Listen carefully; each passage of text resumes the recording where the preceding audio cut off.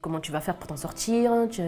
T'as pas de logement, t'as pas de travail, t'as rien. Tout le monde m'a répété ça. Le papa, c'est important, il va grandir sans père. Et puis moi je réfléchissais, je me suis toujours posé le pour, le contre, mais je trouvais pas de solution. Je suis tombée enceinte dans une période de ma vie où c'était un peu flou. Je me cherchais beaucoup et on va dire que dans ma famille ça allait pas trop bien. J'ai rencontré le papa de mon fils. Voilà, ça a été une relation, voilà, on va dire de quelques années. Et quand je lui ai annoncé, ça a été un peu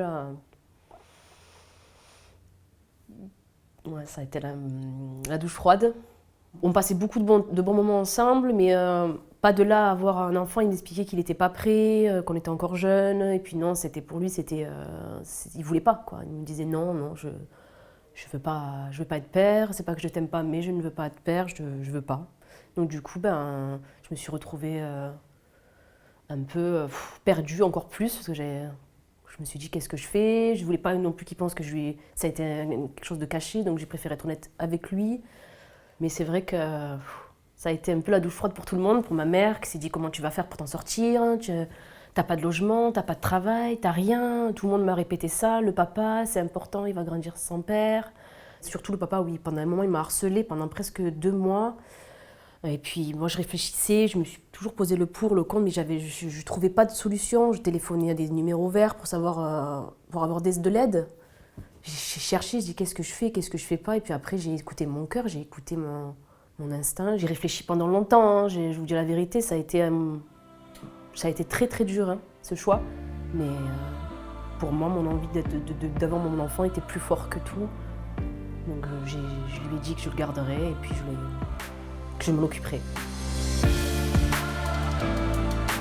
J'ai déjà avorté 2 fois avec mon premier copain, dont j'avais 19 ans.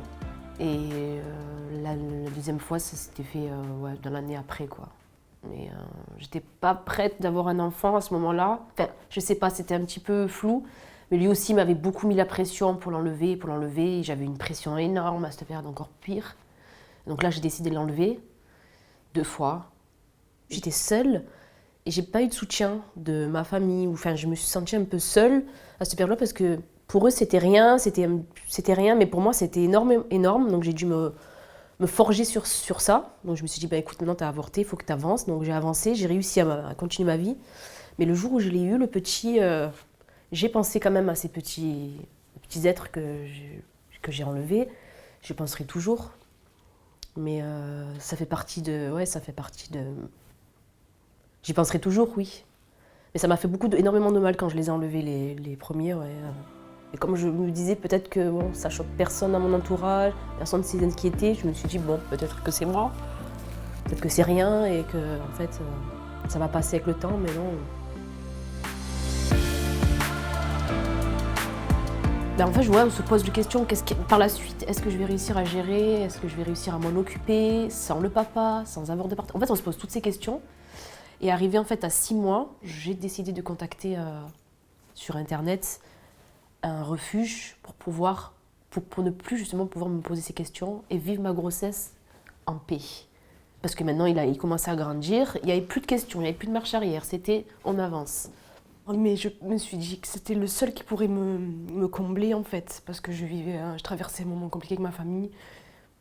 Je me sentais seule et quand il est arrivé, je me suis dit c'est bon quoi, ça va être ton meilleur ami. Bon, il y aura des hauts, il y aura des bas, ça je le sais, mais j'avais de l'amour à donner. J'avais besoin d'en offrir. Je suis désolée, mais voilà, J'ai traversé une longue période de ma vie où j'étais une fille qui faisait la fête, énormément la fête, je m'amusais. J'étais sur une mauvaise voie. Et quand il est arrivé, c'est vrai que je savais qu'il allait me mettre sur une voie clean. Il m'a sauvée, quoi. Il m'a clairement sauvé, mon enfant. Parce que j'avais peur de ma vie pour lui, en fait. Pas qu'il soit tout seul. Je ne me voyais pas me laisser aller faire la fête, sortir. Quand j'ai compris ça, j'ai dit, ça y est, t'as sauvé, quoi. Alors qu'avant, rien ne m'aurait empêché d'y aller, quoi. Rien. Le rencontre, ça a été un combat. Parce que aujourd'hui, c'est vrai que quand on décide de garder un enfant, on a l'impression que les personnes autour de nous n'y croient pas. Mais c'est pas possible, il faut avoir vraiment une situation stable, tout ça pour pouvoir accueillir un enfant. Ce que je peux comprendre aussi, ce qui est normal, mais il y a d'autres moments, il y a d'autres situations et qui font que voilà. L'enfant peut aussi arriver dans des circonstances compliquées et après, ça peut donner la force pour avancer, pour aller mieux. Parce que ça donne la force à un bébé. Dès que je l'ai vu sur l'échographie, j'ai dit c'est bon, je sais pourquoi je vais y arriver. C'est sûr. Ma plus grande joie aujourd'hui, c'est de voir mon fils grandir, de voir que dans ma famille, ça va mieux, de voir qu'on commence à devenir une famille réunie. C'est déjà pour moi le plus... Pouvoir enfin avoir des discussions avec ma famille ça va mieux, qu'on est tous apaisés, c'est déjà pour moi le meilleur. De voir mes amis aussi qui sont toujours présents, avec le travail ça va, donc tout qui commence à aller mieux, ouais, beaucoup mieux même.